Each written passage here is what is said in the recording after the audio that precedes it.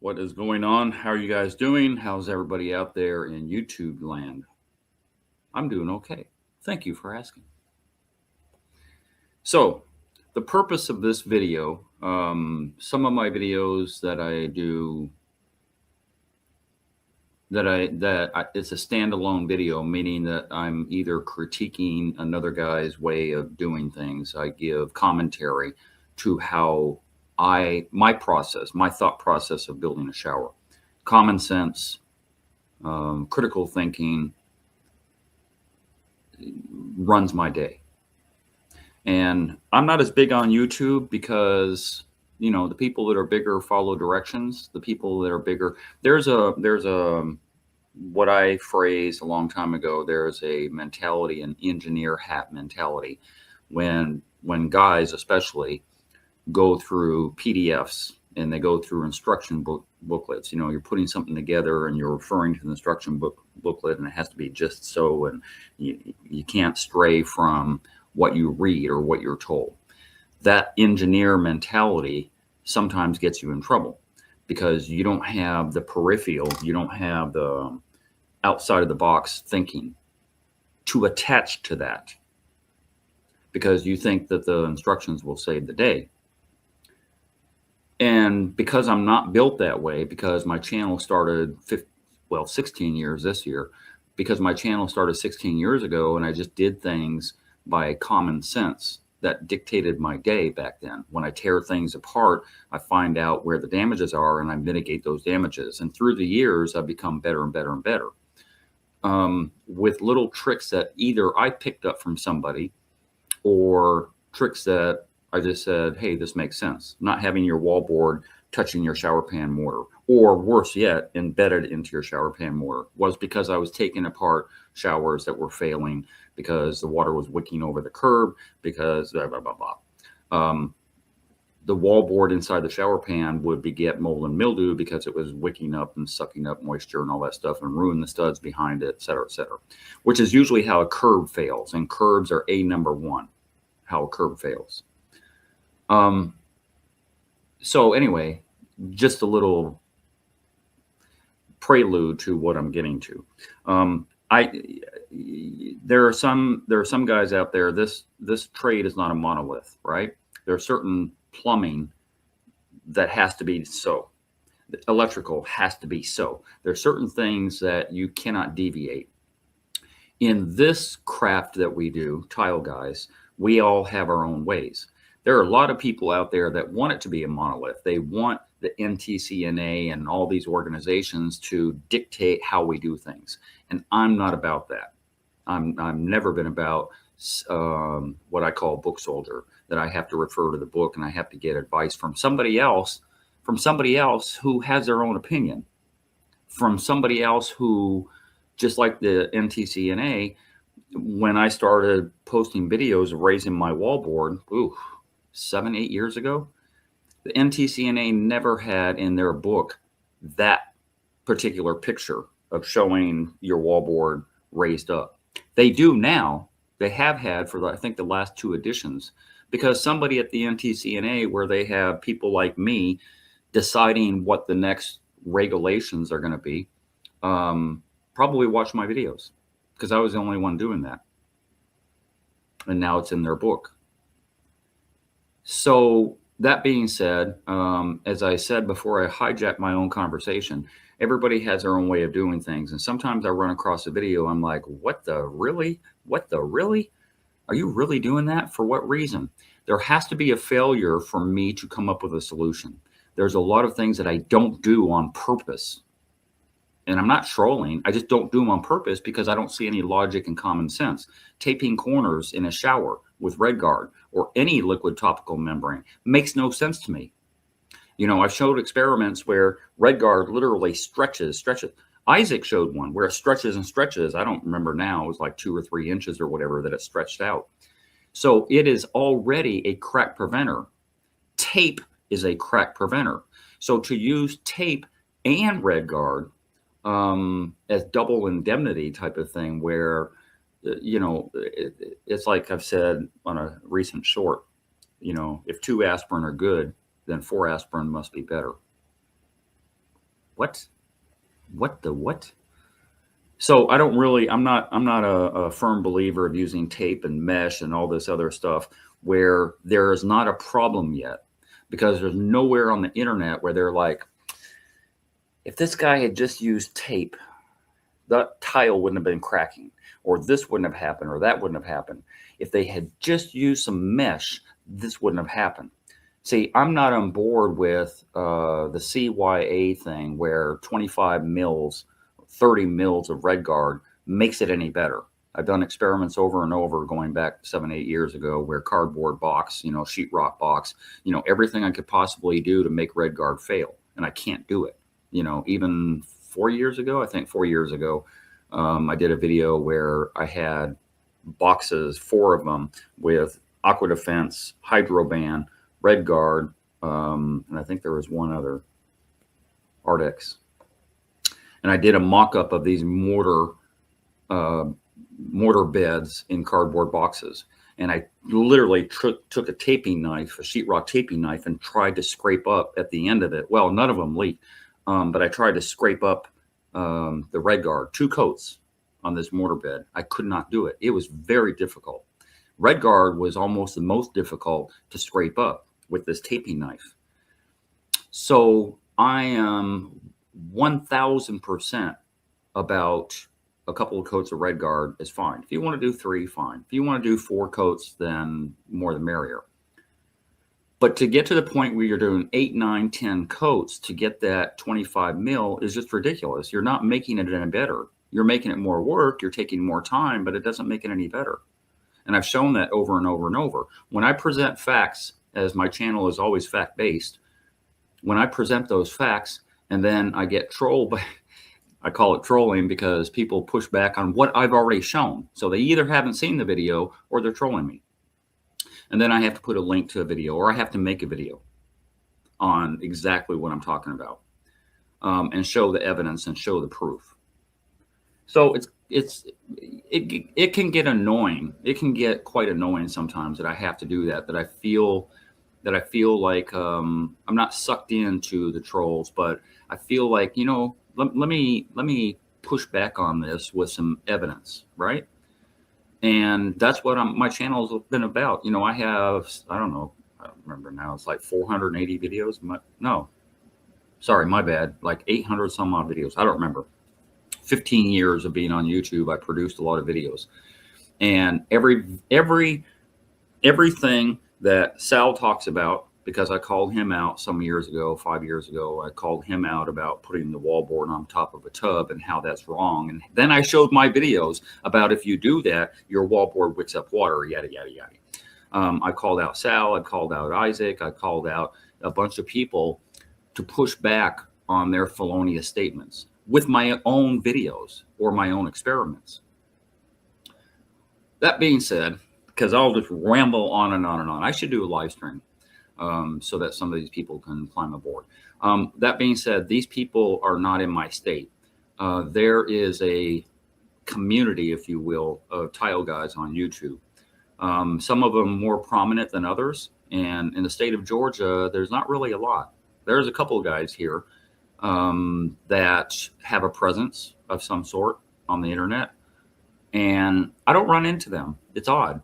Like I run into Sal, I've run into Steve with Home Repair Tutor at coverings and stuff like that, but I haven't run into these other guys that are in my state yet. I did, however, a couple weeks ago, run into this guy. Hold on a second. Let me see if I can put this up here. Run into many other YouTube tile guys here in Metro Atlanta, but I finally did. Oh, let me play that again. Oh, no, that's the wrong one. Hold on a second. This is pretty funny. I am at Floor and Decor here in Metro Atlanta. And another tile guy. I knew I'd run into you sooner or later. Right? Hamilton Tile. Check it out. Hamilton Tile. One of the guys here in Georgia that's on YouTube as well. Hamilton Tile. Go to their channel, like, subscribe, do all those things. Interesting. Don't run into many other YouTube tile guys here in Metro Atlanta, but I finally did. Okay, so that being said, the idea that there are a whole bunch of tile guys in the state of Georgia that I don't really run into, and then the few that are on YouTube, I definitely haven't run into until him. I did meet with what's his name, Michael, Polish guy. He used to have a very prominent space on YouTube back in the day. Tile Master GA is his name. You can go to his channel. The channel's still up. He just stopped producing content. And I did meet with Michael one time. And Michael is in line with the way I think as well. In fact, I picked up a couple of tricks from Michael that I still integrate into my work today. Ledger board being one of them. And I did a video about our meeting and all that stuff some years ago. But Michael is the only guy that I've met. I really didn't meet this guy, Hamilton. We had a brief talk after I stopped that video. We had a very brief talk, but we didn't talk shop or anything like that. And the big gorilla, his partner guy, wasn't with him because I would have not enjoyed that conversation at all. He's kind of pompous. I mean, people say I am, but he has that, I don't know, he has an aura about him that I don't like. Anyway, having said all of that, there's this other guy in Metro Atlanta who I became aware of because he has a small YouTube channel. And I've watched his videos and I'm like, okay, that's not the way I would do it, but okay. He has some videos that are not succinctly put together. In other words, here's step one, here's step two, here's step three. So the way that I put all three of those videos together is out of order, the same way that he posted them. So I'm going to play that video because I had some things to say about it. I definitely have some things to say. It's drawn out. It's the three of them put together is about 30 minutes. And of course, my big mouth is going to make it another 30 minutes. So this is probably going to be an hour video. I will try and cut down on my commentary as much as I possibly can, but I do have some things to say about it. Some curious things too. So I'm going to let, for the most part, his video play for the beginning, and I'll probably do it in like increments of 5 or 7 minutes. And if it's something that is just like, oh, okay, this is boring, I'll just kind of skip ahead and we'll kind of, go back and forth and cherry pick some of the things he talks about. Because, as a homeowner, as a DIYer, which most of my subscribers are, I want it to be perfectly clear that some of these methods, some of these people that are out there showing stuff will get you in trouble. The dry pack is the biggest thing that gets people in trouble, because many YouTubers go on and they're like, oh, look at your mortar. And yeah, you clump it and, you squeeze it and then it's like a snowball and it shouldn't fall apart. But there's no recipe for that. And that's the biggest myth out there about a dry pack. So let me explain, and not to conversation hijack, but I'm doing it right now. A dry pack specifically is a deck mud, which we don't really have here in Georgia. Okay. We don't have deck mud, which is larger granulars of sand, which is a richer formula of the cement product. So when you're doing the so-called dry pack, it's allowing the water to percolate through the sand particles and through your cement a lot easier than if you had just kind of packed everything down like really hard and really dense and really tough, right? So not to say that it's not tough, but it's definitely not dense, because the purpose of it is to let water go through and into the weep holes. That's the whole purpose of a dry pack. But I get emails and I get texts and I get phone calls all the time with people saying, hey, my dry pack, I have sand particles and I have dust and I vacuum out and, it's messed up, and what should I do? What did I do wrong? And I'm like, you didn't use enough water. Water and cement need each other because that's the bonding agent. Your cement is your bonding agent. And if you don't put enough water in, how can it do its job? It can't. So this notion of a dry pack really screws people up. And the tape thing, which drives me absolutely batshit crazy, I can't stand, because tape on sheetrock anywhere in a house, tape on sheetrock prevents cracks. Red Guard or any liquid topical membrane or even a cloth membrane is a crack preventer. So what are you afraid of? I've never, and it doesn't exist, where a tile job has failed or the tile has cracked because you didn't use tape. Like, it just doesn't happen. The things that I talk about on my channel, I never say don't use tape. I say I don't use it, and I explain the reason why. I never talk about don't do this, don't do a dry pack.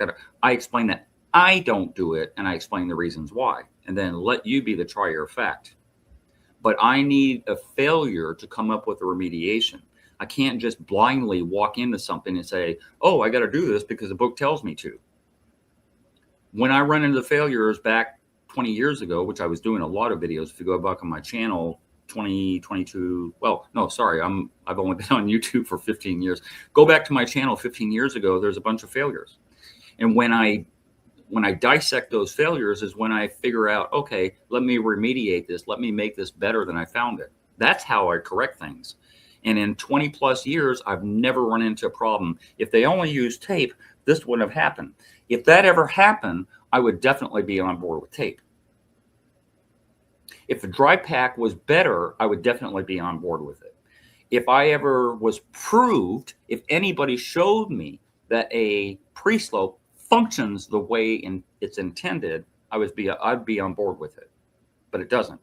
But more to the point, we don't do water in, water out system anymore. So therefore a dry pack is irrelevant. So therefore all of the people that call me and email me, like, you know, pulling their hair out, why is my dry pack failing me? Because you don't need to do that. Are you going to, in fact, my first question, are you going to waterproof this thing? And they're like, oh, sure. Yeah. I'm going to use Aqua Defense. I'm going to use Red Guard or whatever. Then why are you doing a dry pack? Because they don't understand why they need to do one. They've just been told by many YouTubers that you got to do that. And it's crap. It's bull crap. I'm telling you what I know.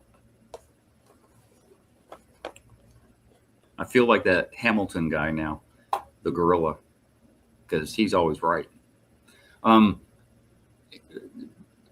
But unlike him, I don't tell you that there's going to be a failure if you don't do X, Y, Z, right? I tell you how I do it and why I don't do it in opposition to the minions, right? I'm not following the crowd. I'm following logic and common sense and rational thinking and critical thinking and all that stuff in order to do my jobs correctly. This guy that I'm going to bring up, how long have I gone on? Holy crap, 17 minutes already. Sorry about that, folks. I should be a politician. This guy does a lot of things that I'm opposed to, and a couple of things I've never seen before. And so I'm going to run through some of those things. I'm going to pull up his video and let him, you know, do his thing. That it's waterproof and bonded with it. Okay, guys, whenever you work with a new area, first thing is you want to find out what you're dealing with. You want to take the 4-foot level and just place it around the shower floor to find out how level that area is. Usually the concrete floors are going to be a lot better than your plywood subfloor. That sometimes is from 1/4 to half an inch or even inch out of level. In another video I showed you how to install that shower drain, and today we're going to build a pre-slope around it. This is typical pre-slope that I usually built on a concrete or a plywood subfloor. To bond the concrete with the mortar, I use a thin layer of modified thinset. This prevents concrete from absorbing water from it. It creates very strong bond between the slab floor and the mortar pre-slope, especially around the drain where it gets pretty thin. Before we started, first we're gonna talk about the right tools for this project. Even if you don't have that much experience, with the proper tools, your work will look better and you don't have to put that. You also need some tools to mix your mortar, but it depends on the way you decide to mix it. I have a whole video dedicated how to mix the mortar in the buckets using the concrete mixer. So first we're gonna coat the entire shower floor with a 1/4 inch layer of thinset. On the average size pre-slope, you're gonna need at least 2 bags of mortar. So make sure you already mix it before you start spreading the thinset over the shower floor, because that stuff might dry faster than you think. As you can see, this is a dry pack mixture and it's pretty easy to spread it around the shower base. So when you're working with it, you shouldn't have any water on the surface. First, you want to spread the even layer around the shower walls, because that will be your starting point. In order. All right, let me chime in just for a second on this. A dry pack mortar for your pre-slope, 1000% not necessary. As I explained before, what the purpose of a dry pack is for has nothing to do with a pre-slope. You know, if you mix your mud a little bit richer, meaning a little bit more water, the more the merrier, because it's going to get you an ability to manipulate that mortar bed, that pre-slope, as it were, a lot easier. Dry pack is a little more difficult because it's so much more drier. What I'm looking on here, though, is that's not necessarily dry pack. I'm seeing when he packs down and all that stuff, you see how smooth it is at the top. So it's a little runnier than what a typical dry pack would be. So the fact that he's using the term dry pack like interchangeable with, anyway, I'm going to let him go on. To have a proper pitch, you gotta have a 1/4 inch slope per foot on your shower pre-slope or shower pan. In this case, drain sits about 1/4 inch above the shower floor, and the furthest wall is 24 inches away from it. In order to have enough slope, that pre-slope's gotta be at least 3/4 to 1 inch when Blah, it's blah, smoothing blah. out the surface toward the drain. You can use the shorter one to remove any high spots. And if you have to build up some area, just sprinkle some of that mortar on the surface and then smooth it out with the trowel. Blah, To blah, all blah. the tools and supplies used during the Okay. cover the entire pre-slope with a one big piece of fiberglass mesh and then coating it with a thin layer of thin set. You can buy this fiberglass mesh in any stucco supply store. They come in different colors, lengths, and thicknesses. Okay, this is one of the things that I spoke of when I started the video about doing some things that I've never seen before. And I don't know, like I need to rename he needs to rename his channel, you know, the Shower Builder Mesh Guy, because he's using mesh on every step of the way that he's doing this. This fiberglass mesh that he's doing on his pre-slope and that he eventually does on his curb, and he does this fiberglass mesh on so many areas. It's like, why are you doing that? He feels, and the liquid topical membrane he's going to use, I'm not aware. I think it's going to be Aqua Defense, I believe. But the fact that he's using a fiberglass mesh and a waterproofer on a pre-slope when he's still going to use a shower pan liner is a bit bizarre. Like, it's a lot of extra work. There's no purpose, there's no reason, there's no rational, logical thinking about why he's going to these steps, these extreme steps of using this mesh. I will try to have the links to all the tools and supplies used during the project. And this is the weirdest thing, right? So he puts the cloth mesh, the membrane, on top of the entirety, and then he trowels out thin set on top of it. Because in his logical mind, he's thinking it's going to get through all the holes of that mesh and it's going to bond to his pre-slope. Yeah? Which kind of makes sense. If there was a logical reason to do that, that would be logical. But again, not understanding the purpose behind it is why it kind of trips me up. In the description below. This step is not necessary, but it will strengthen the entire pre-slope. That is the foundation of the entire shower. So I don't know why pre-slope needs strengthening. If you do a pre-slope correctly, wire mesh up under it, or if you bond it with, you know, I think he's talked about in the beginning, spread some thin set out on your concrete so that when you put your mortar in, the thin set is bonding to the concrete and also to the mortar. That makes it kind of a monolith, like you will have a very strong pre-slope. The fact that he's doing this, there's no rhyme or reason behind it.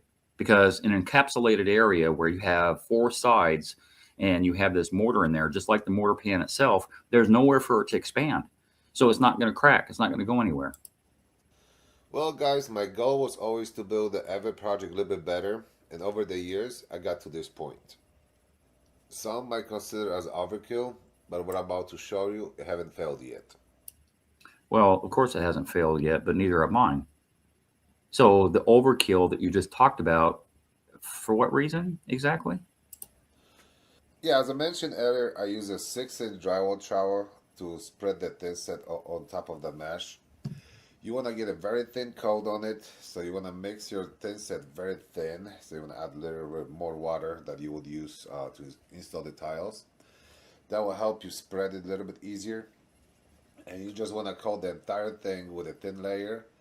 And then you can take the dump sponge and just basically run it on the entire surface just to smooth out everything perfectly. 100% watertight. The extra waterproofing underneath the shower pen liner will protect it in case it fails in the future or something happens to it. What's going to happen to it? You put, a mil thickness of pan liner on top of that pre-slope, and what could possibly go wrong? Your surface of your entire shower at the prep stage before you touch one piece of tile should be waterproof.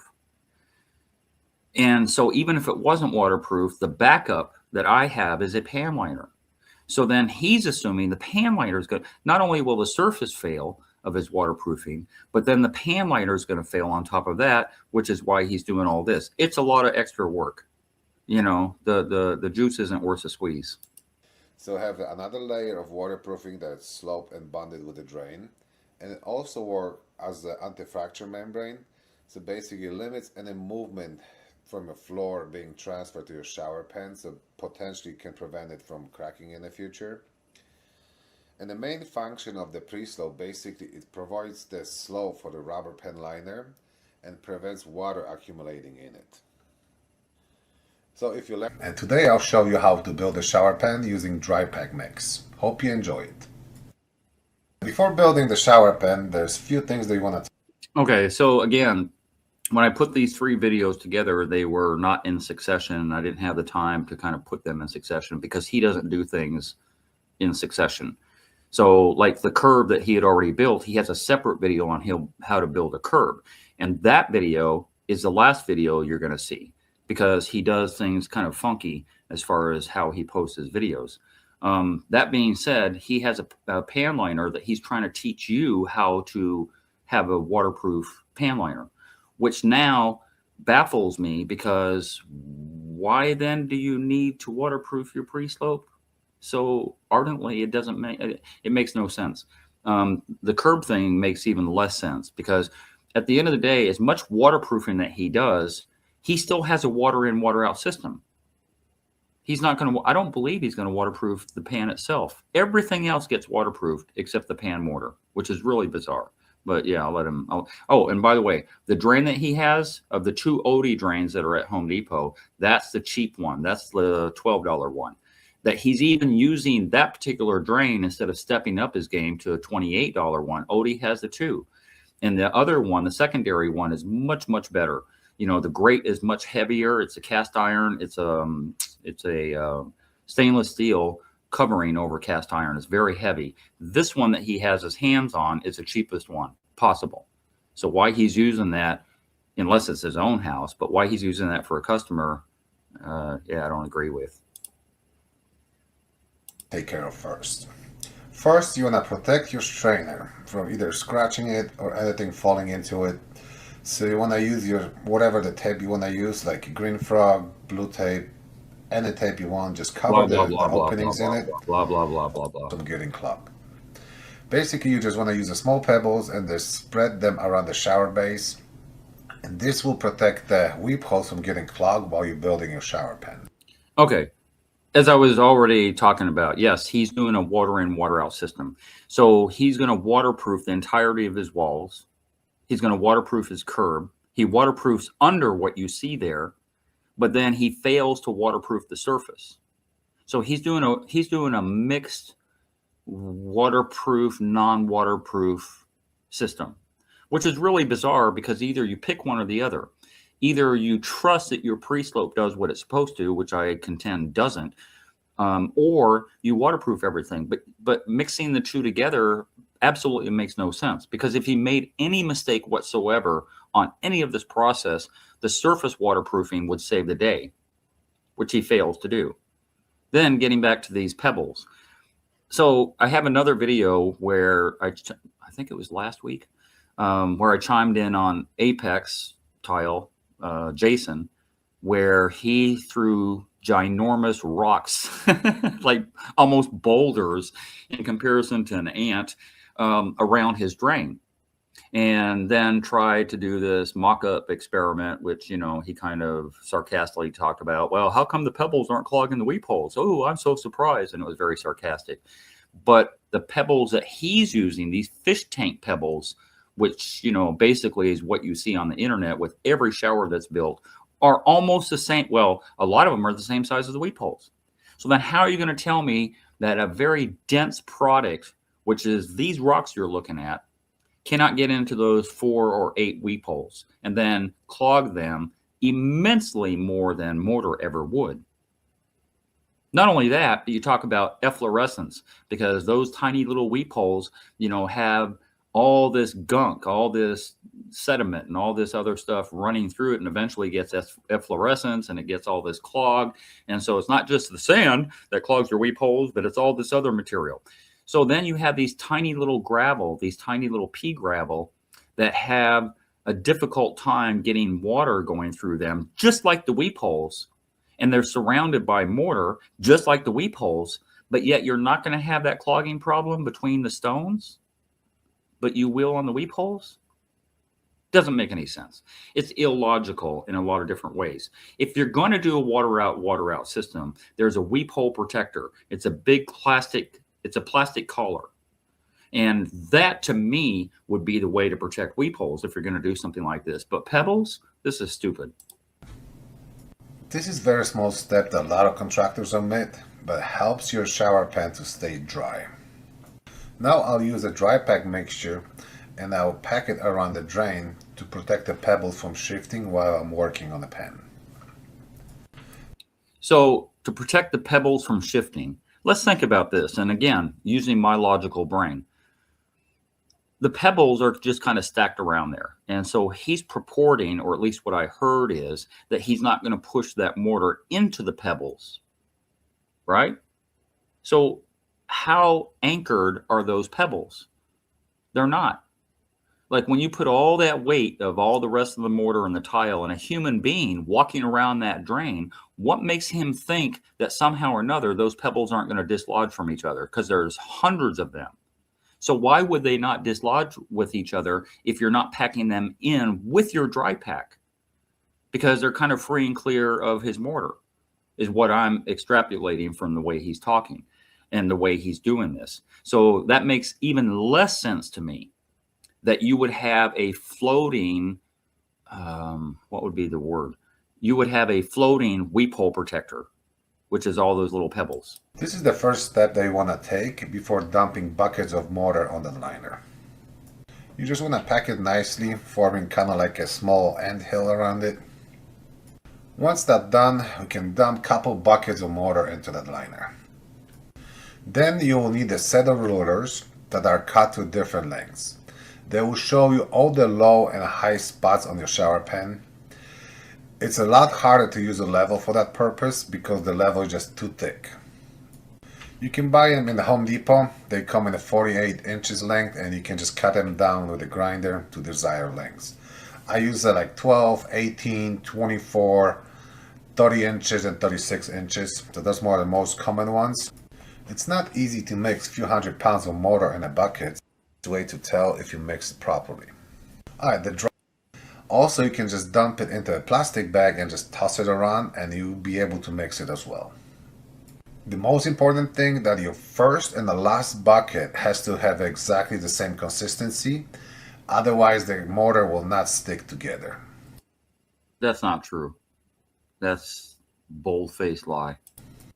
The easiest way to tell if you mix your mortar properly is that every bucket should have the same color of the mortar.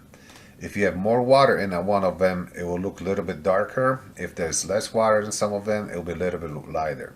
So this is the easiest way to tell if you mix it properly.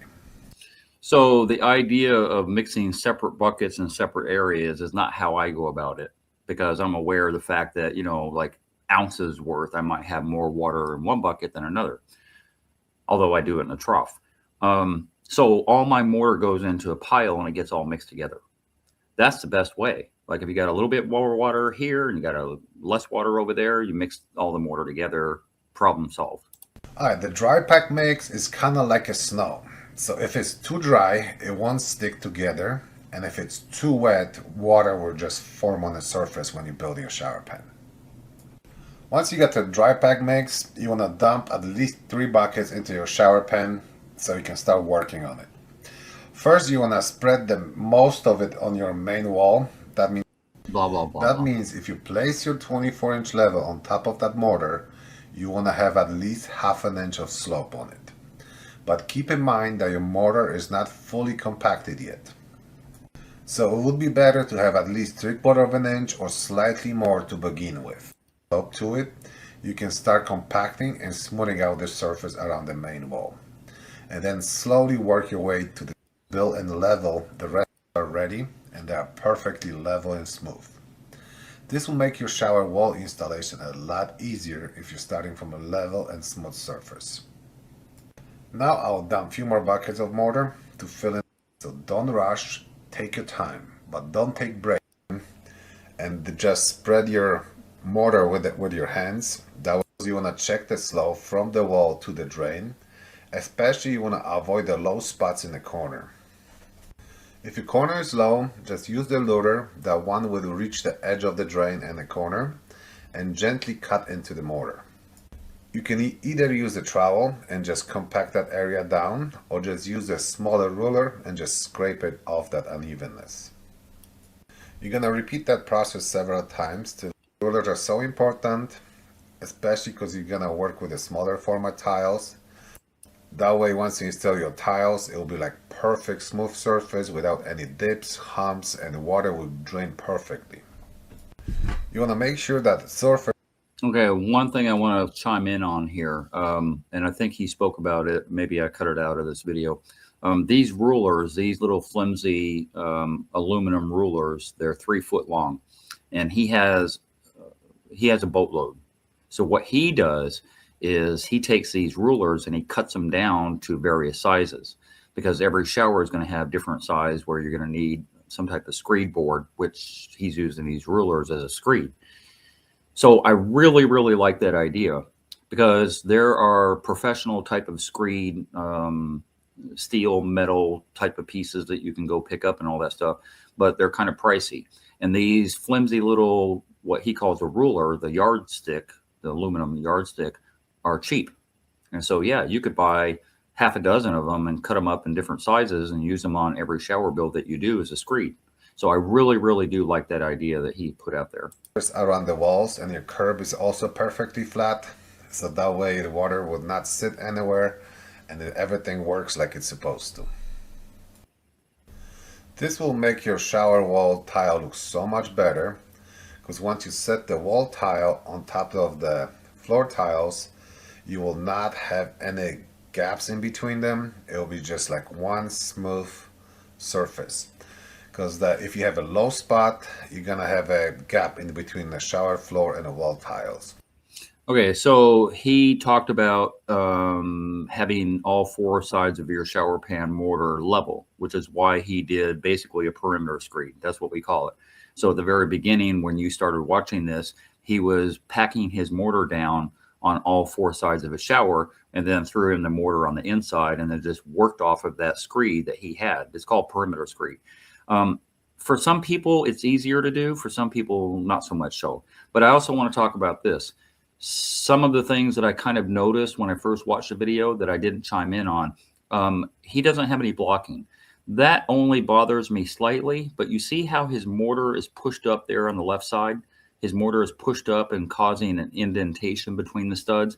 I don't like that. When I first started doing this work, that's how I saw showers, continuously, all the time, that they were bowed in like that between the studs. That's why I started doing blocking.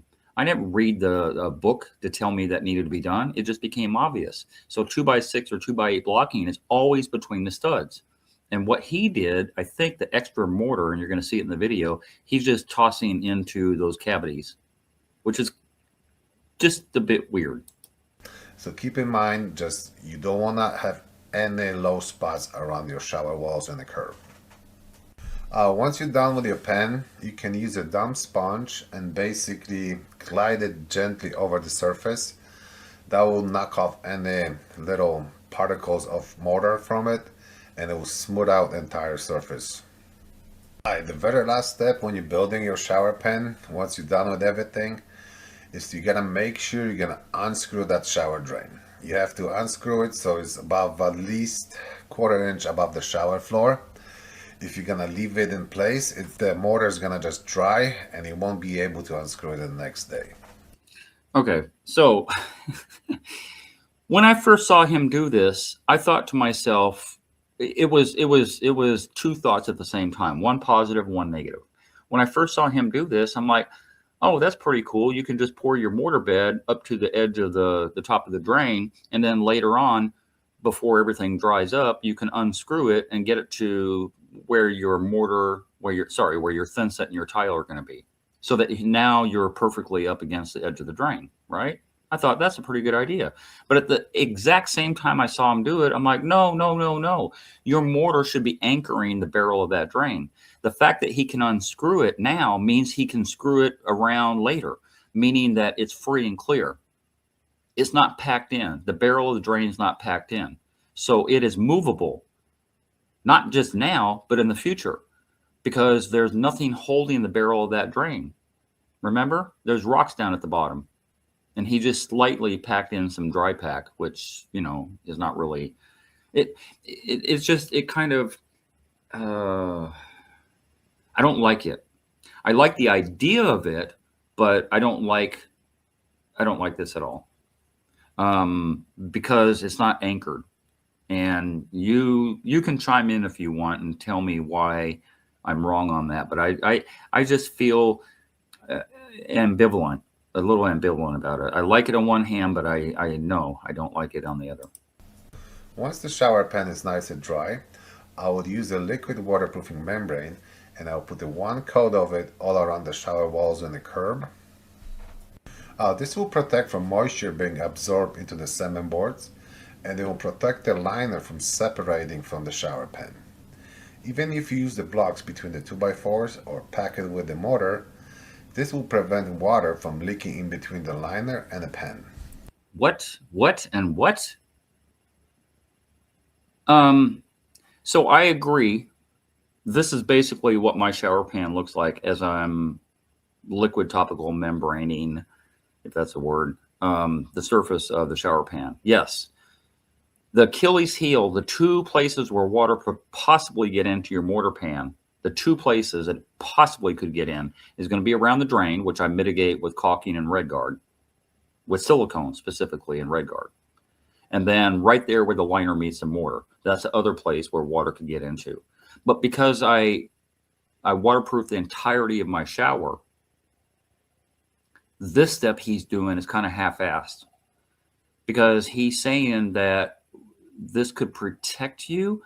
I'm going to have to rewind. This could protect you from what? He's not doing a sealed system. He's allowing water. Remember, he did a pre-slope. He's allowing water, and he did the pebbles. He's allowing water to get into his pan mortar. So then the purpose of hitting the perimeter with a waterproofer is doing what exactly? And look at the bow of that pan liner. That drives me crazy. Next step is to wrap the curb with the cement boards and waterproof it, and I covered in the details in the other video. Yeah, that other video is showing up next because his videos are not succinct. They're not in line with each other. And here's that silly wire mesh product that he's going to put on the surface again, which I fail to see any logical reason why he's doing this. The entire shower is ready for the tiles and the cement boards are installed and waterproof. I will use one solid piece of fiberglass mesh and I'll coat it with the anti-fracture thisset, and this will give it extra strength to your shower pan and prevent any future cracking and anything happening to it. What kind of cracking is he talking about? I don't understand. The only way a shower pan mortar, shower pan mortar, ever cracks is basically they didn't put the proper ratio in, and their shower pan has been saturated for years and years and years, because I've taken out, every tile guy has taken out shower pans where it becomes almost like sand. So the adhesion, the binding product, which is your cement, over years and years dissipates. And because it dissipates, all you have left is sand. And yes, you have a lot of cracking of the shower pan, but that's back in the old days. That's back, when I started, 20 plus years ago that we were running into that. With a sealed system, especially, there's no reason to do what he's doing.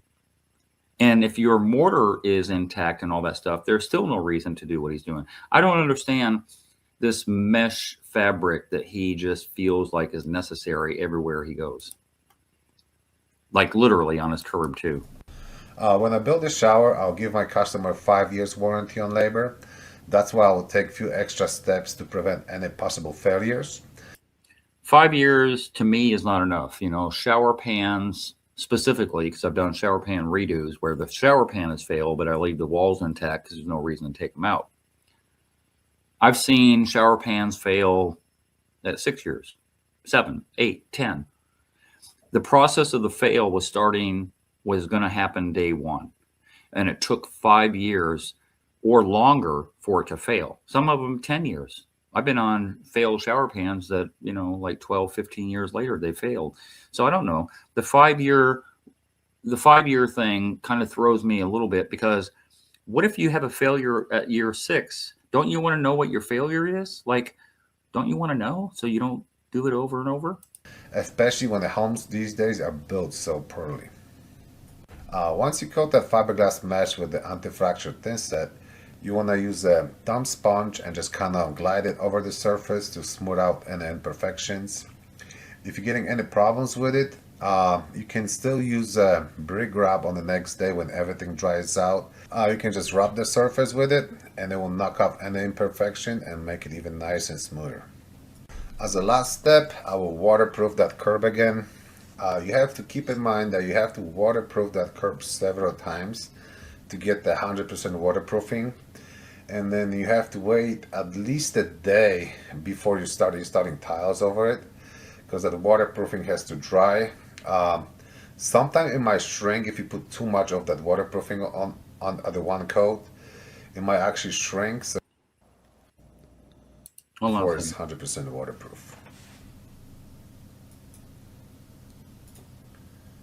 My goal in this video is to demonstrate in detail how to install and waterproof your shower curb.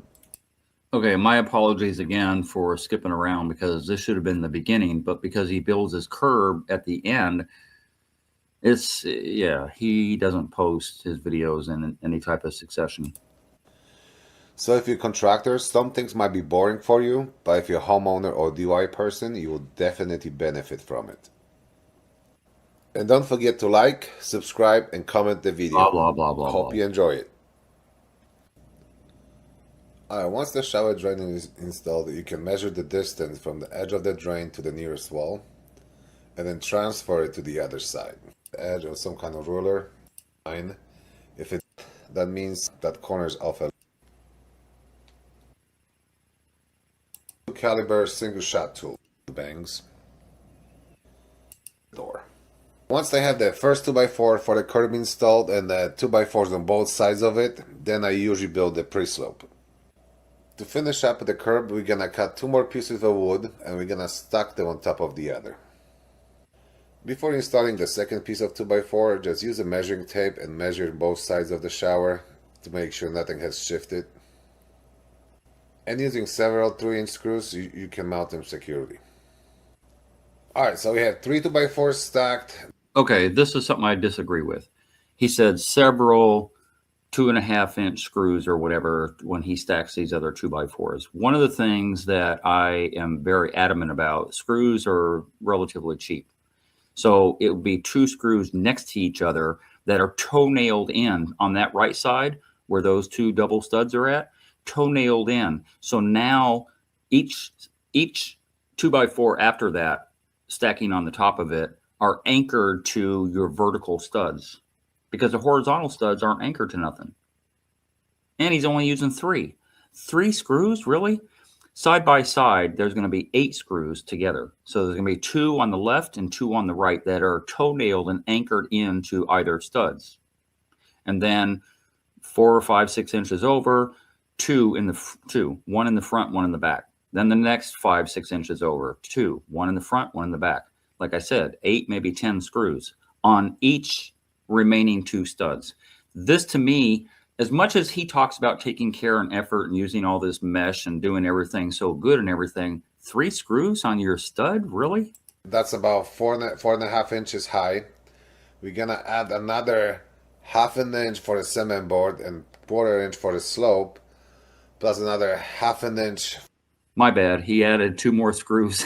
So instead of 3, there's 5. But watch this. for the tile, or 3/4, depends on the curb you use. So your curb is gonna end up being about 6 inches high or so. But from the inside of the shower, it won't be as high because you're gonna have a 3/4 inch for your pre-slope, then another 2 1, inches for your shower 2, pen, and then a 1/2 inch 3, to 3/4 for your tile. So that way it'll be 4, about 2 inches on the inside, so it won't be as high on the outside. 5, After installing 5 2x4, screws. 5 screws on the second stud too. And neither one of those studs were anchored or toenailed into, they're not anchored. Like I could literally, I'm not the strongest guy in the world, but where his hand is at, his left hand sitting on the curb, if I had both my hands wrapped around the top of that curb, I could move it back and forth, because that bottom anchoring that he did at the very bottom isn't doing anything if the top 2 aren't anchored. That drives me crazy for some reason. I don't know. I'll coat them with a solid and thick coat of waterproofing membrane. In this case, I'm using Mapei Aqua Defense product. So the entire curb's gonna be coated with it from the inside, top, and the outside. And this is your first layer of waterproofing on the curb. Once the curb is dry, you can actually install your rubber liner and build your shower pen. And that will be in the future videos, because I will get into details how to build the pre-slope, build the pen, and install the rubber liner, so you have a better idea how it's getting done. So this is all prior. The pre-slope's already been done. So all of this is prior to him putting the pan liner in. So he doesn't trust his pan liner that he's waterproofing his entire curb and, you know, like up to the edge of it and all that stuff prior to the pan liner, which is your savior if it's a water in, water out system. Okay, no harm, no foul. Like, I don't see the purpose of doing this. The overkill doesn't help, but it doesn't hurt. But in this video, we're only gonna concentrate on the curb.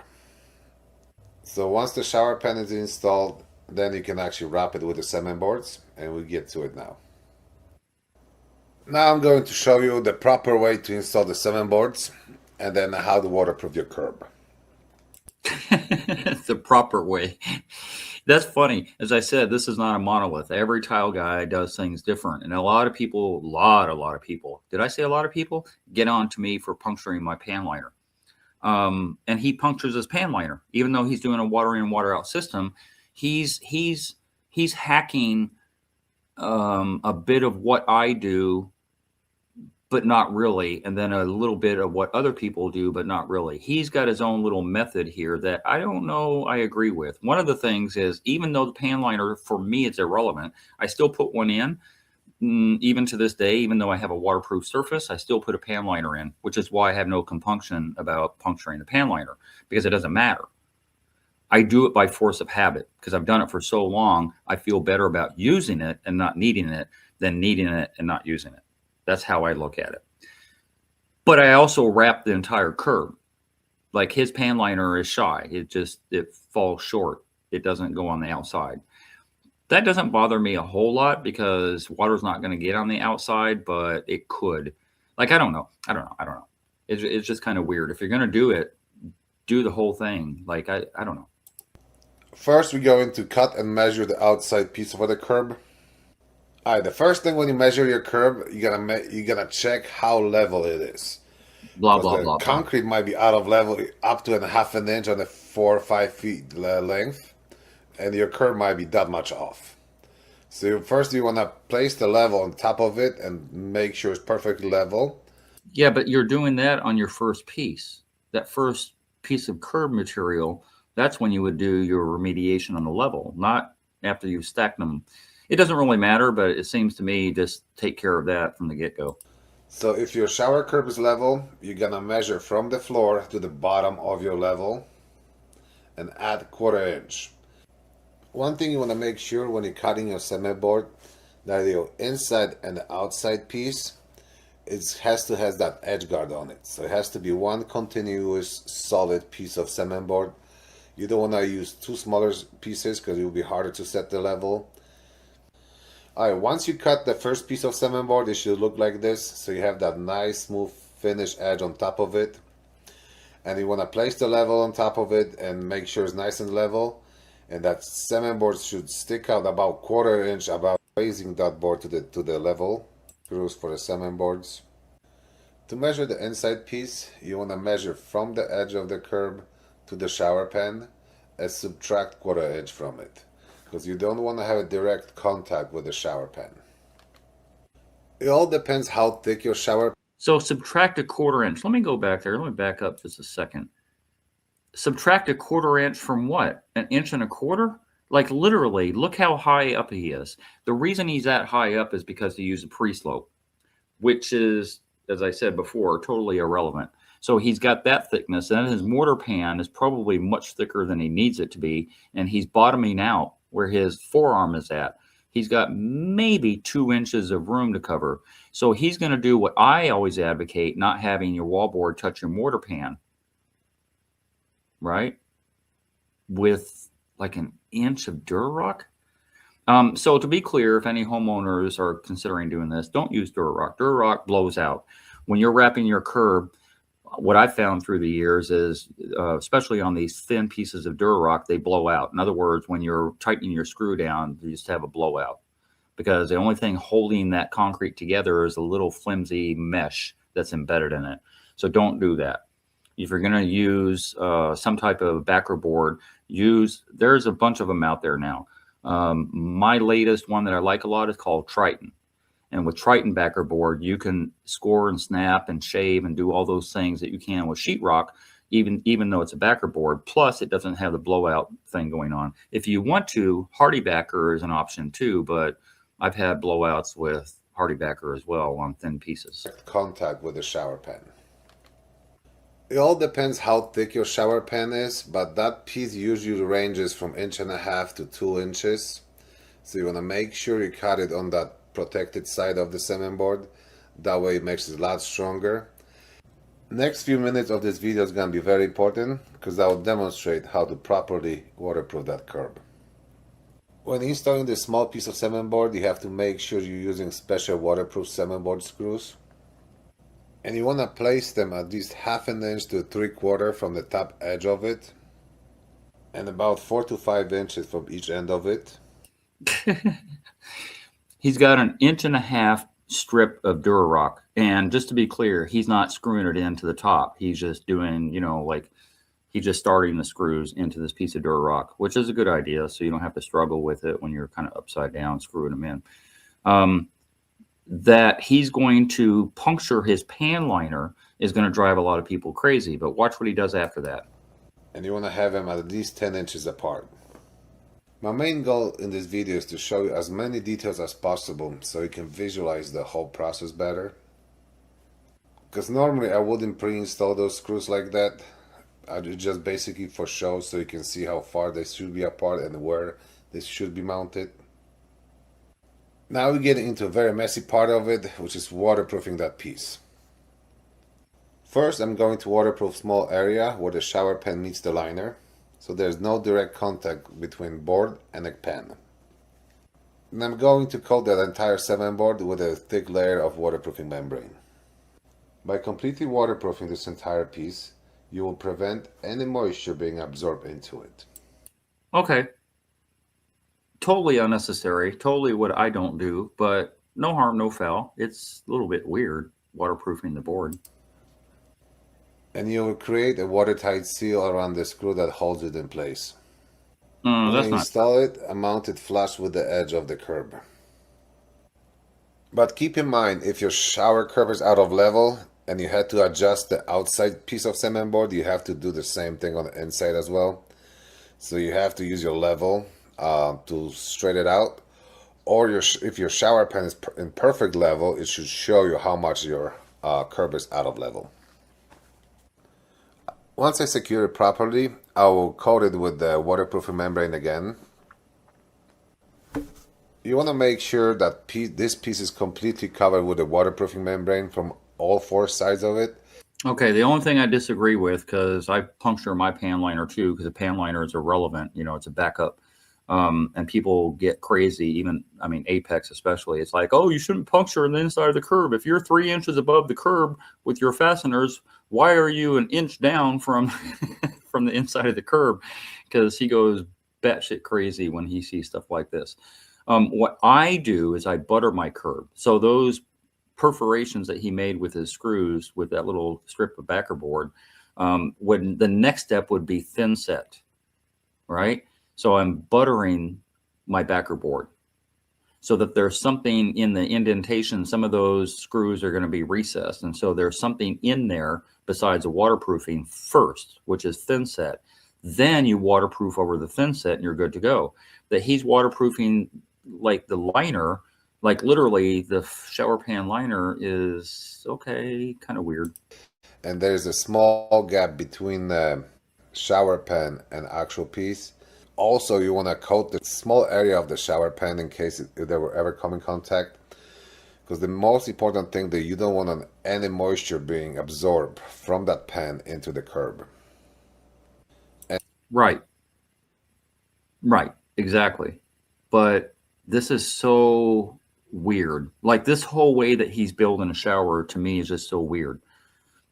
Because you see the rest of the mortar pan is dry, like it's just bare mortar pan. But yet he takes so much time under that to waterproof, and he takes so much time on the curb to waterproof, but yet he's still going to have a water in, water out system. So all that mortar that he has pushing up against the rest of his curb right under his waterproofing is still going to hit whatever pan liner he has left up under there. That he's mitigating that at the surface level. Okay. But then why not just finish out the job? Why not just waterproof the whole pan? It doesn't make any sense. The other thing that I find kind of fascinating, kind of weird. So what he's going to do here is he's screeding out some thin set on the top of his pan liner. So his floppy pan liner that's not really anchored very well, because it's not. It's only got 5 or 6 screws on the inside, and I don't know how many on the outside. And so his backer board is going to rest on top of this little screed that he's doing with thin set. So he's putting thin set on top of a rubber pan liner that's just flopping around on top of his curb. He's putting thin set on there. And then he's relying on the piece of backer board that he's going to embed into that thin set. And he's also sloping. He's getting that little 1/4 inch per foot thing for his curb, for his final curb top. So I slope, well, we all slope different ways. We slope shower benches and we slope our curb and we slope niches and all that stuff a different way. I don't prefer to do it the way he's doing it. I think it's kind of silly. But the most silly thing is not having a anchored curb top, because it's not. And that was usually the most common failure, because most contractor will install that small curb piece on the inside all the way down to the rubber liner, and then they will build a shower pan. And that would absorb a lot of moisture, and that moisture would travel to the, most of the time, regular screw that would rust out, and the water would just start getting out of it. Alright, once your little piece is coated with waterproofing membrane, you can actually use the thin set to build up the difference on your curb. Because as you remember, we installed the outside piece 1/4 inch higher. That would create as a slope underneath the tile, so in case water would ever penetrate that tile, you have waterproof area underneath that slope towards the shower. Once the entire curb is nice and solid, I can install the top piece. To better bond the cement board to the curb, you can use also a layer of adhesive underneath the cement board. You can use an 1/8 of 1/4 inch trowel and just spread it on the entire width of that cement board and just glue it to the surface. Otherwise, you can make the tins a little bit thinner and just pack it nicely and solid on that curb, and that would stick up pretty well to it as well. Okay. Again, if I'm not mistaken, he's not going to penetrate through the top of the pan liner. He's okay doing it on the inside, but he's not going to do it on the top because he feels like that's waterproof. But it's still floating because there's no anchoring that he's doing to the curb. It's like floating a curb. It's like I was getting onto Apex a couple of videos ago where he's floated this curb and there's no anchoring structure that's involved. I mean, let's forget the fact that the two by fours are kind of floating because they're not anchored to the vertical on the left and right I talked about earlier. Forget that. But the fact that he's going forward with this kind of wonky way of building a curb, and then he didn't even back butter. So even if I were to be on board with what he's doing, which I wouldn't be, I'm not putting thin set on top of a floppy pan liner and then putting backer board on top of that with nothing going on. But even if I did do that, I'm going to butter the back of that backer board so that there's good adhesion between the backer board and the thin set. Although arguably there's not really good adhesion between the thin set and the pan liner. So there's that. Most important is you want that cement board to overhang the both pieces on the inside and outside. And I usually cut it 1/8 of an inch wider so I can pack more thin set on top of that inside shower piece. If you want, you can add a few screws to the outside edge of that curb to secure it better. But if you don't want to puncture the liner, the thin set underneath will bond it very well. Okay, so he's overlapping. The curbs are typically 5.5 inches wide at the point he's at. And then he cut a 6-inch or 6 1/4 inch piece of backer board for the top of the curb. And so he said he's overhanging on the front and the back, his backer board. And I believe that whole 1/2 inch I believe he's going to pack it in with thin set. This is a really funky way to build a curb. Now I'm going to coat the entire curb with a layer of thin set that will help me bond the mesh to it. Because mesh is 10 inches wide and it's gonna overlap the entire curb from the inside, top, and outside. It's a pretty messy process to install this mesh, but it will strengthen the entire curb. You can buy this mesh in any stucco supply store. They come in different colors, width, and thicknesses. So, so he put the mesh on the pre-slope. He put on top of the whole of the pre-slope. He put the mesh on top of his mortar pan, and he's putting the mesh on his curb. I don't know what this guy feels like. They're like as I said, the sky is falling. Like, what kind of failures have you seen that's causing you to go through all this extra work and unneeded material and unneeded labor that you are remediating? That's what I want to know. If anybody knows, I don't know. Put it in the comment section if you think this is a good idea and why it would be a good idea. What is it mitigating? What is it stopping from happening? The only problem is that you have to buy the whole roll of it. That costs over $100. But if there will be a demand, I might start selling it in the future. Money grab. Most common places that use this mesh is over the pre-slope, shower curb, and the shower pan. Right. I also use it over plywood or cement boards whenever I need the extra strength.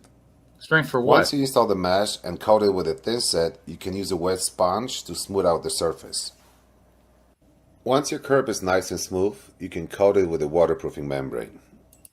So the only advantage I see to the mesh that he used, now that I'm starting to think about it a little bit, is because of it, he's got a floating curb. Like he's got nothing anchoring that top piece to the rest of the curb itself. So now that he's overlapped the mesh kind of outside, he doesn't show the outside, but I'm assuming that it kind of bottoms out at the bottom of the curb. I don't know because he's not showing it. I could see where it's helping. I could see where the mesh is helping him stabilize the curb, but I don't think the reason is stabilizing the curb. I think he thinks he has a very stable curb, but I disagree. I will use 4-inch paintbrush to apply it. Sometimes waterproofing membrane will shrink and crack. That's why you have to apply several coats to make it 100% waterproof. As you can see, the entire curb is nicely waterproof. The most important thing when you're building your shower is to install and waterproof your curb first before installing any cement boards on the wall. This is tile. You will have at least 1-inch surface, and see the entire curb is nicely waterproof. The most important thing when you're building your I don't like that. I tried to back up a little bit. I'm having a hard time backing up. I don't like that fold. What kind of funky fold is that with the liner? I've never seen that before. You know, it's very wonky. The width of my curb, first of all, he's integrated his curb into the outside wall, which is kind of weird. because the outside wall goes after everything else. So you see that green board that he has on the outside of his curb should not be there, or at least a cutout of 3 or 4 inches away from the curb, because it's very weird. But the fold of the liner there in the corner, I don't know if he cut it or if he folded it. I don't know what he did, honestly. I don't like it. I don't like it. It just screams out hack. It just screams out hack. There are a lot of things that he has he has enough critical thinking and enough knowledge to do something right, but then does little things like this that just throw me for a loop. Curb first before installing any 7 boards on the wall. This is a very common mistake that can cause your shower to fail. That's just hackery. I don't get that at all. Again, same thing on the right side of the curb that we're looking at. You know, his sheetrock is like butted up against his curb, that green board on the left, and that should have been cut down. Like, he should have full play of having that curb go up against the stud. And I think he only has 1 stud there. So the shower glass guy is going to have a difficult time if he's trying to get center to put the glass up, because he didn't double up his studs in the corner there. Like, that's what the problem is. He doesn't have a solid vertical system going on there where both of those studs are sandwiched together, which is why he's got that floppy liner going on there on the left and the right. It's really weird considering all the extra work he's going through. That to me is just hackery. Once you overlap the curb with the wall boards and the tile, you will have at least 1 inch surface under that is sloped and waterproof. As you can see, we got about 1/4 inch of slope on that curb that prevents any water accumulating on its surface. But from experience, I can tell you that less than 5% of the shower that I replaced had any waterproofing on it. Right. But here's the issue that I have. He's already tiled. You see the hexagon in there. He's already tiled. He didn't show the wall board. Like, I don't know how he finished out the walls, because the wall board wasn't there last we met. And because he does these videos out of order, he might have a video where he did the wall board, but I don't know how he bottomed out the wall board. I don't know what kind of gap. I don't know what he did to remediate water going into the wall board, but it's definitely going into the shower pan, because he built a water in, water out system. He Frankenstein a sealed system together with a water in, water out system, which is really bizarre. Contractors don't use any waterproofing membrane when they're building the showers, because it's a very messy process to apply it and it takes extra time for it to dry, so it slows down the entire process. So they don't even mention it to the customer that it's supposed to be used. In my next video, I'll show you how to tile curb like this. Okay, that's it. Wow, that was a hard watch. I don't know when he started his channel. I could go back and find out. It's kind of irrelevant, but I know for a fact my channel was around before him. I know Sal's channel was around before him. You know, like Tile Coach Isaac was around before him. There's a lot of channels out there that have been around for a while that he chose some of the weirdest things that I've seen, especially the mesh. I'm not seeing any advantage to using the mesh. The waterproofing the pre-slope is weird, but okay. Maybe a customer wanted that. I've had customers that have asked me to do things that are like, wow, you're really afraid of water. So I've done it. And so I don't know on that video if the customer asked him to do that. I think it's his way of doing it, but I don't know the reason why. And then the mesh on top of the pre-slope makes no sense to me. But okay, I can let that slide. The mesh on top of your mortar pan makes no sense. But okay. The mesh all over your curb only makes sense because you didn't build your curb in a succinct fashion. Like you just kind of hamburger helpered. You just kind of mix things together to where I'm not on this guy to blast him personally. I don't know the guy. You know, apparently, like I said, he's up the road. He's about 30 miles away from me, in another county. But we've never we've never run into each other. I think I chimed in on one of his videos, um, and I had said something about his method, and then he came back with a kind of a smart ass type of comment. He's like, "You don't know what you're talking about." I'm like, "Really?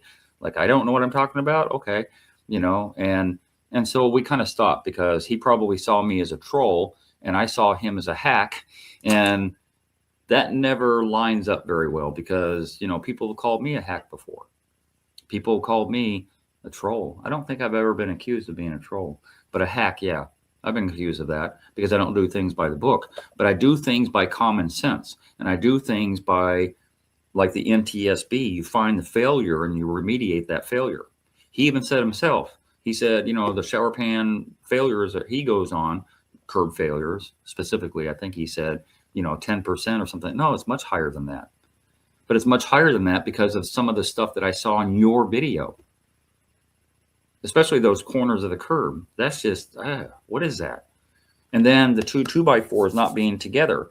So the the width of your 2x4 on your curb should also be in line with your vertical 2x4. So the shower glass guy has something solid to drill into, and it helps you with your shower pan liner later on. So you're not bunting up in the corner. So I'm just confused that this guy has enough knowledge to build a shower, but then disassociates himself from himself on some critical thinking stuff going on. And I could be way off base. It's very possible. When everybody has their own opinion, that's mine. And that's why I'm making the video. That lasted an hour and a half. Sorry about that, guys. You can watch it in segments. You don't have to watch it all in one run. And you could have your own opinion. Some of the critiques that I had, you could chime in the comment section and say, hey, Bob, I think you're wrong because of X, Y, Z. But in response to that, as I said before when I started the video, my channel is evidence-based. So in response to whatever you say, I have videos of failures. I have videos of how things went wrong. And if you watch my channel long enough, you know how I remediate those things. I don't do them the same way. I figure out a better way going forward to stop that from happening. I think his better ways are overkill. They're a mix. That's why I'm so confused about him. He's overkilling a lot of stuff, but some of the stuff that matters the most, he doesn't. Like any failure that he would have on his shower pan liner or his anything at all, which I've said many, many times when I go on fail showers, if only they had waterproofed, I wouldn't be here because that's your savior. Your shower pan liner is not your savior. Your tile is not your savior. The waterproofing is. Yes, the monolithic curb tops that I started 8 years ago because I didn't like all the grout lines that are on top of a curb on the inside and the outside. So I grabbed a hold of these slabs of, they call them sill top, but I call them curb top. Yes, so I'm mitigating any water penetration into the curb. And then I mitigate that with buttering the curb and then waterproofing and all that stuff. So it is functional before one piece of tile. And just in case I had a bad day and made a mistake, the shower pan liner is up under there just in case. Sorry, my bad. Tile first, because yes, despite what a lot of people say, tile has waterproofing characteristics to it. If you use a epoxy grout, then you're bulletproof already. Then under that, you have a waterproofer. Then under that, you have your pan liner.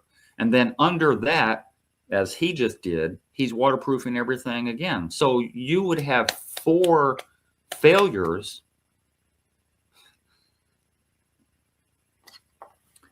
You would have to fail a lot to get to the point where he's doing the overkill is what I'm getting at. But then he does a water in, water out system on top of everything else, which I'm just, a lot of question marks popping up. Anyway, that's all, folks. That's all. That's all I have to say. I've said enough. You know, like I said, chime in where you want. You know, let me know if I'm wrong. Call me out if you want to. Don't troll me, because I will make an experiment video to prove you wrong, like I do a lot. But yeah, that's my thoughts on it. I'm not, you know, I don't know if I'll ever run into him. I'm not chastising him as a person. I'm not critiquing him. I'm critiquing his thought process and his build process. I just think it's kind of half-assed. You know, he's on top of stuff on one hand, but then he doesn't do other stuff. I hate the idea of the thin set on top of a floppy pan liner on the top of the curb. That just to me is like that. Anyway, I'm done with this one. Look out for the next one. Like, subscribe, do all those things that everybody tells you to do all the time. It doesn't cost anything. Just hit the like button or hit the subscribe button or hit both. Share. I don't have anything left to say. I'm kind of scratching, and you probably already clicked off by now anyway. But if you made it to the end, thank you, thank you, thank you. You're so loyal. I appreciate you so much. Anyway, I'm out of here. On to the next video, which I believe my next video, I don't know which one it's going to be. I have one coming up. Ooh, I think it's a build. I think it's another critique build video. Watch for that one coming up next week. Every Friday, in case you didn't know, every Friday I upload a video. So that being said, I'm out of here. I'm done, and have a pleasant day. And I hope I didn't kill the mood. If you're going to call me for advice, please donate $50 for 30 minutes. My link to my PayPal and my Patreon account is down below. And if you haven't already, hit the subscribe button and hit the bell so you get immediate notifications as soon as I post videos. And thank you very much for your support.